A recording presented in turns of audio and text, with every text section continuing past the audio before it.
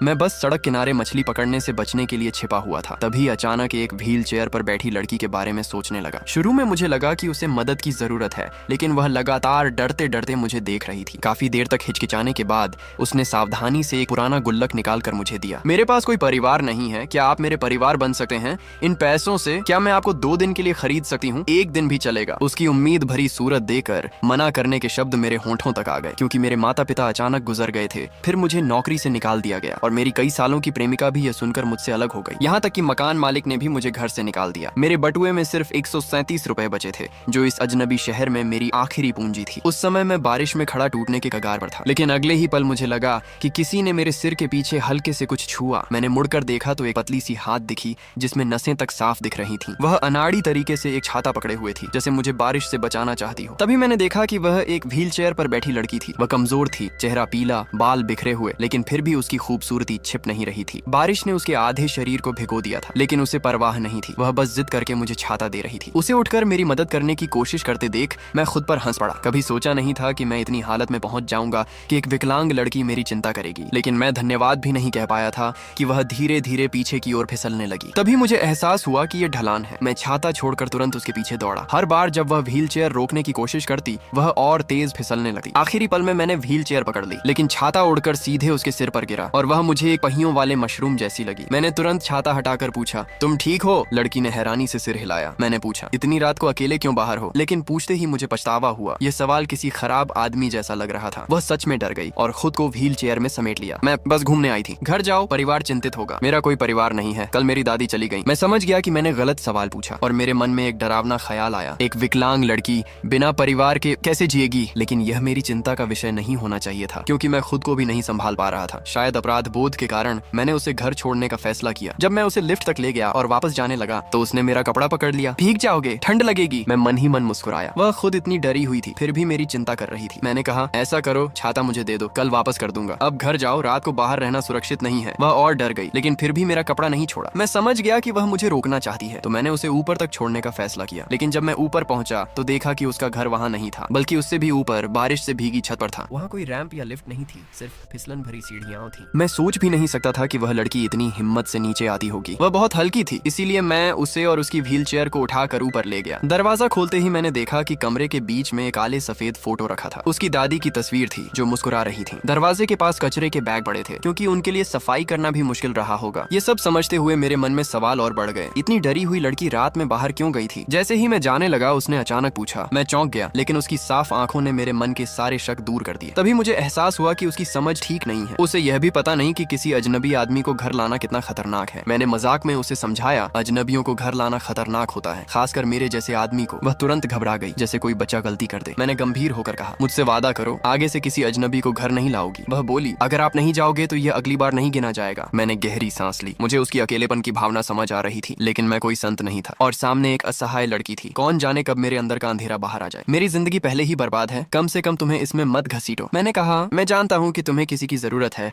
लेकिन अगर मैं आज रुक गया तो कल परसों मुझे खुद को जिंदा रखने के लिए काम करना है। मैं हमेशा यहाँ नहीं रह सकता। मुझे पता है ये कठोर है, लेकिन तुम्हें अकेले रहना सीखना होगा। ये कहते हुए मैंने उसकी तरफ देखा। जैसे जैसे उसका सिर और नीचे झुकता गया, मुझे एहसास हुआ कि मेरी बात शायद कुछ ज्यादा कठोर हो गई थी। देखो, मेरे पास कोई अमीर औरत नहीं है जो मुझे पाल ले। मैं खुद ही भूखा मरने वाला हूँ। चलो ऐसा करते हैं, जब मैं संभल जाऊं तब बात करेंगे। किससे पता था कि यह सुनकर लड़की की आंखें अचानक चमक उठेंगी। वह जल्दी जल्दी अपनी व्हील चेयर घुमाते हुए कमरे में गई और थोड़ी देर बाद एक पुराना गुल्लक लेकर वापस आई। मैं तुम्हें पालूंगी, बस इतने ही हैं, कितने दिन के लिए काफी होंगे। उसकी आवाज धीरे धीरे और धीमी होती गई। उसे भी पता था कि इतने पैसे से तो कुछ भी नहीं हो सकता, लेकिन फिर भी वह जिद से गुल्लक पकड़े मुझे देख रही थी। उसकी ये हालत देखकर मैं कुछ कह नहीं पाया, लेकिन मुझे समस्या की गंभीरता समझ आ गई। ये पैसे शायद उसकी आखिरी जमा पूंजी थे। अगर मैंने उसे ऐसे ही छोड़ दिया तो शायद वह घर में भूखी मर जाए और किसी को पता भी न चले। इसलिए मैंने गंभीर होकर पूछा, तुम्हारे माता पिता कहाँ हैं? सच बताओ। पापा मम्मी मुझे नहीं चाहते, वे विदेश चले गए। दादी से भी संपर्क नहीं हो पा रहा। मेरी आवाज से वह डर गई थी, लेकिन फिर भी हकलाते हुए जवाब दिया। मेरे अंदर गहरी बेबसी उमड़ आई। जब मैंने कुछ नहीं कहा तो उसने फिर से गुल्लक मेरी ओर बढ़ाया। असल में उसके हाथ पहले ही थक चुके थे, लेकिन फिर भी वह मुझे लगातार देख रही थी। मैं तुम्हें 2 दिन के लिए खरीद लूंगी, 1 दिन भी चलेगा। इंसानों को खरीदा बेचा नहीं जाता। नहीं होता, लेकिन मम्मी तो हमेशा कहती थी कि मुझे बेच देंगी। उसकी बात मेरे दिल में जंग लगे कील की तरह चुभ गई। मेरा मन हुआ कि उसके घटिया माता पिता को पकड़कर सबक सिखाऊं। शायद उसने मेरी चुप्पी से जवाब समझ लिया था और उसकी दबाई हुई भावनाएं अचानक फूट पड़ी। सॉरी, मुझे डर लग रहा है। उसकी बड़ी बड़ी आंसू उसकी बेकार पड़ी टांगों पर गिर रहे थे। ये देखकर मैं पूरी तरह घबरा गया। अरे अरे रो मत, आराम से बात करते हैं। जैसे ही मैंने यह कहा वह अचानक चुप हो गई, लेकिन आंसू फिर भी गिरते रहे और उसने होंठ भींच ली। अब तो वह और भी ऐसी लग रही थी जैसे मैं ही दोषी हूँ। गाजर, अंडे, हाँ राइस कुकर में चावल भी है, यह कहकर उसने धीरे से सिर झुका लिया। मैंने ज्यादा नहीं सोचा, मुझे लगा वह बस डर गई है। मैं सीधे रसोई में गया और सोचा कि एक फ्राइड राइस बना देता हूँ, लेकिन अंदर जाकर देखा तो हालत बहुत खराब थी। किचन में सिर्फ एक एग्जॉस्ट फैन था, कोने में कुछ अंडे और कुचली हुई गाजर पड़ी थी और 2 पुराने बर्तन थे। हालत इतनी खराब थी कि दिल दुख गया, लेकिन अच्छी बात यह थी कि तेल, नमक, मसाले सब थे। मैंने सोचा साधारण फ्राइड राइस बनाना आसान होगा, लेकिन जैसे ही मैंने राइस कुकर खोला अंदर तो फफूंदी का जंगल उगाया था और नीचे का चावल इतना सख्त था कि हथियार बन सकता था। मैंने गहरी सांस ली और गुस्से में इधर उधर देखने लगा। तभी देखा कि वह चुपके से व्हील चेयर घुमाकर भागने की कोशिश कर रही है। रुको! वह तुरंत जम गई। भागना चाहती थी लेकिन डर भी रही थी। वह मुझे बेचारी सी नजरों से देखने लगी। उसकी हालत देखकर मुझे हंसी आ गई। आओ जरा समझाओ ये क्या है? ये बासी चावल है। मैंने ये नहीं पूछा कि बासी है, पूछा कितने दिन पुराना है। 3 दिन या 4 दिन। वाह, 3-4 दिन में इतना बढ़िया फंगस उगा लिया। राइस कुकर ही खराब है, उसने धीरे से बड़बड़ाया। मैंने सोचा चलो मेरी ही किस्मत खराब है, लेकिन बर्तन धोते धोते मुझे अचानक एक और डरावनी बात याद आई। तुमने कितने दिन से खाना नहीं खाया? 2 दिन। उसने सिर झुका लिया और उसी समय उसका पेट भी जोर से गुर्राया। अब मुझे सब समझ आ गया, वह भूख से बेहाल थी। मैंने तुरंत बर्तन साफ किए और खाना बनाना शुरू किया। वह चुपचाप बाहर बैठी थी, कभी कभी झांक कर मुझे देखती। असल में राइस कुकर को देख रही थी। करीब 20 मिनट बाद मैं गरम गरम फ्राइड राइस लेकर आया, लेकिन कमरे में खाने की मेज तक नहीं थी। तभी उसने जादू की तरह एक फोल्डिंग टेबल और मैट निकाल लिया। मैंने उसे चम्मच दिया, वह तुरंत बड़ा कौर लेकर बिना फूके खा गई। गरम है, धीरे खाओ, कोई छीन नहीं रहा। मैंने भी छका, ठीक था। अजीब बात यह थी कि यह सुनकर वह अचानक चुप हो गई और तेजी से खाने लगी। पहले लगा कि वह बहुत भूखी है, लेकिन आधे में ही उसके आंसू फिर से बहने लगे। लेकिन वह खाना खाते रही। फिर रो क्यों रही हो? मैं डर गया, कहीं खाना खराब तो नहीं बना। लेकिन वह मुस्कुरा दी। मुझे दादी याद आ गई, वह भी हमेशा ऐसा ही कहती थी। मैं कुछ और कहने ही वाला था कि उसके चेहरे की उस मासूम मुस्कान ने मुझे रोक दिया। उस पल मेरा दिल हल्का हो गया। मानना पड़ेगा मैं थोड़ा सा प्रभावित हो गया था। नहीं, मैंने खुद को थप्पड़ मार लिया, जिससे वह डर गई। मैंने उसे शांत किया और सोचा कि उसे कुछ जरूरी चीजें सिखाकर चला जाऊंगा। मैंने पूछा, तुम पढ़ाई कहाँ तक की हो? उसकी उम्र के हिसाब से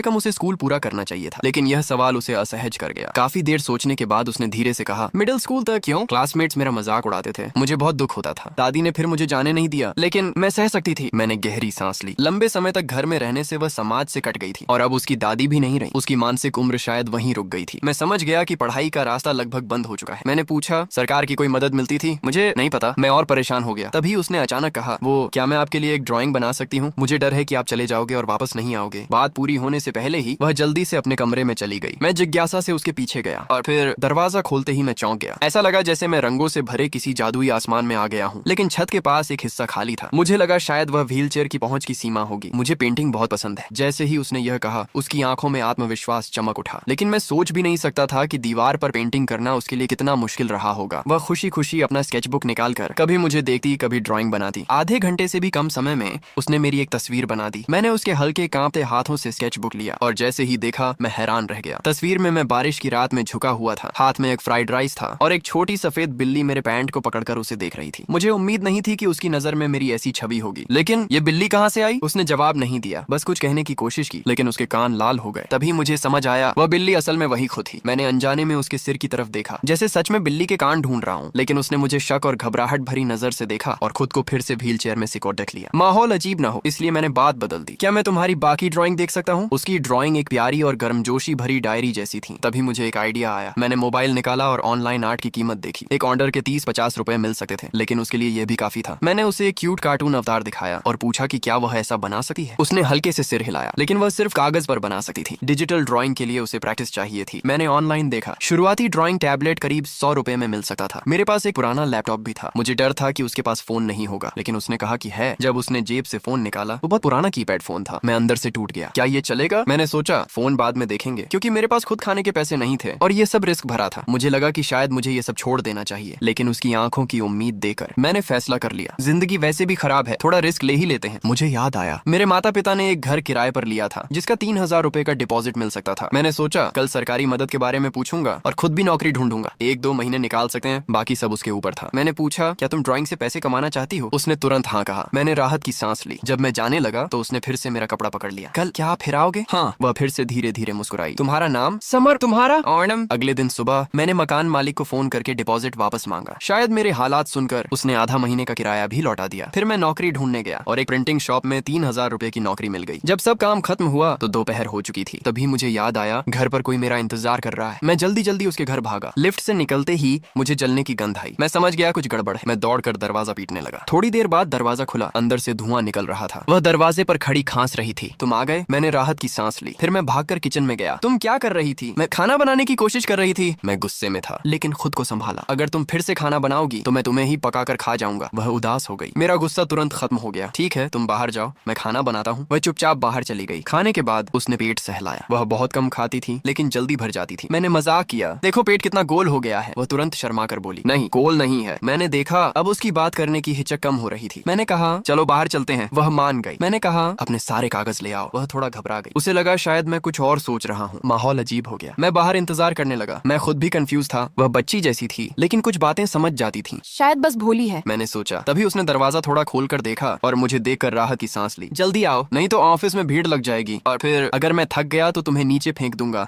और खुद व्हील चेयर पर बैठकर आराम करूंगा। तुम बदमाशी कर रहे हो? क्यूशू साफ तौर पर डर गई थी। उसने दोनों हाथों से जोर लगाकर व्हील चेयर को आगे धकेलना शुरू कर दिया। ये देखकर बोबो हंस पड़ा। तभी दादी जो ने मुझे देखा और बिना कुछ कहे मुझे रोक लिया। वह मुझे सतर्क नजरों से देखने लगी, जैसे डर हो कि यह लड़की कहीं किसी बुरे आदमी के झांसे में न आ जाए। मैंने तुरंत समझाना शुरू किया। जब उन्हें पता चला कि कल मैंने ही क्यूशू की मदद की थी तो उनकी आंखों में थोड़ी खुशी झलकने लगी। उन्होंने मुझे ऊपर से नीचे तक देखा और कहा, लड़का गरीब तो है लेकिन ठीक ठाक लगता है, बस इस बच्ची पर तरस आता है। उसकी दादी अचानक गुजर गईं और मैं भी अब ज्यादा दिन उसकी मदद नहीं कर पाऊंगी। ये कहते हुए उन्होंने क्यूशू की तरफ अर्थपूर्ण नजर डाली, जिसका चेहरा शर्म से लाल हो गया। मैंने तुरंत बात बदल दी। दादी, क्या आपको पता है कि इसकी विकलांगता वाली सरकारी मदद कहाँ जाती है? उन्होंने कहा कि उन्हें नहीं पता। क्यूशू, तुम्हें दादी के बैंक पासबुक का पासवर्ड याद है? उसने सिर हिला दिया। नहीं, तो फिर दिक्कत है। मैंने सोचा कि उसके लिए नया बैंक खाता खोल देता हूँ और सीधे पैसे उसी में आने लगेंगे। इससे बार बार भाग दौड़ भी नहीं करनी पड़ेगी। मैं उसे लेकर बैंक चला गया। रास्ते में वह बार बार मुझे देख रही थी और काफी देर बाद हिम्मत करके पूछी, क्या अब मेरा अपना पासबुक होगा? नहीं, पासबुक नहीं। वह कुछ कहना चाहती थी। मैंने मजाक में कहा, लेकिन अच्छी खबर यह है कि तुम्हारे पास अपना एटीएम कार्ड होगा। पासबुक से भी ज्यादा आसान। क्या एटीएम कार्ड महंगा होता है? नहीं, बस 10 रुपये में बन जाता है। इतना महंगा? ये तो मेरे एक हफ्ते के पॉकेट मनी जितना है। मैंने पूछा, तुम्हारा पॉकेट मनी कब का है? मिडिल स्कूल का। मैंने गहरी सांस ली और उसे देखकर फिर दुख हुआ। चिंता मत करो, मैं तुम्हें कमाने का तरीका सिखाऊंगा। तुम अपने पॉकेट मनी से कई गुना ज्यादा कमा सकती हो। सच? उसकी आंखों में सिर्फ उम्मीद थी। उसे पैसों का सही अंदाजा नहीं था। लेकिन बैंक पहुंचते ही उसकी सोशल एंजाइटी फिर से शुरू हो गई। जब कर्मचारी ने पूछा, क्या काम है, वह हकलाने लगी और मेरा कपड़ा पकड़ लिया, जैसे मैं ही उसका सहारा हूँ। मैंने इशारे से कहा, डॉक्यूमेंट खिड़की में दे दो, लेकिन उसने पूरा बैग ही अंदर डाल दिया। कर्मचारी भी हैरान रह गया। फिर भी काम सही से हो गया। उसका बैंक अकाउंट खुल गया और ऑनलाइन बैंकिंग भी चालू हो गई। अब उसे बार बार नीचे जाने की जरूरत नहीं होगी। जब हम आगे बढ़े, वह पूरे रास्ते कार्ड को कसकर पकड़े रही और बार बार मुस्कुरा रही थी। मैंने मजाक किया, सिर्फ एक कार्ड है, इतना खुश क्यों हो? कहीं कोई तुम्हें बच्ची समझकर ले ना जाए। तुम गलत बोल रहे हो। मैं बेवकूफ नहीं हूँ, सिर्फ तुम ही मुझे बेवकूफ कहते हो। तुम ही बुरे हो। ये सुनकर मैं चुप हो गया। अब लोग मुझे अजीब नजरों से देखने लगे। मैंने जल्दी से उसका सिर थपथपाया ताकि वह और कुछ ना बोले, लेकिन जैसे ही मैंने उसे छुआ, वह तुरंत चुप हो गई। मुझे एहसास हुआ कि यह ठीक नहीं था। मैंने तुरंत हाथ हटाया और माफी मांगी, लेकिन उसने उल्टा खुद को दोष दिया। कोई बात नहीं, मैं ही ज्यादा खुश हो गई थी। मुझे खुद पर गुस्सा आया। वह इतनी प्यारी लग रही थी कि मैं खुद को रोक नहीं पाया। मैंने जल्दी जल्दी सफाई दी। मुझे लगा बात खत्म हो गई, लेकिन कुछ सेकंड सोचने के बाद उसने अचानक कुछ कहा और ऐसा लगा जैसे वह चोरी चोरी मुस्कुरा रही हो। मैंने ज्यादा ध्यान नहीं दिया, सोचा शायद उसे तारीफ सुनकर अच्छा लगा। थोड़ी देर बाद हम सिविल ऑफिस पहुंचे। वहां पहले से बहुत भीड़ थी। वह आसपास के खुश जोड़ों को देख रही थी और अचानक पूछ बैठी, ये लोग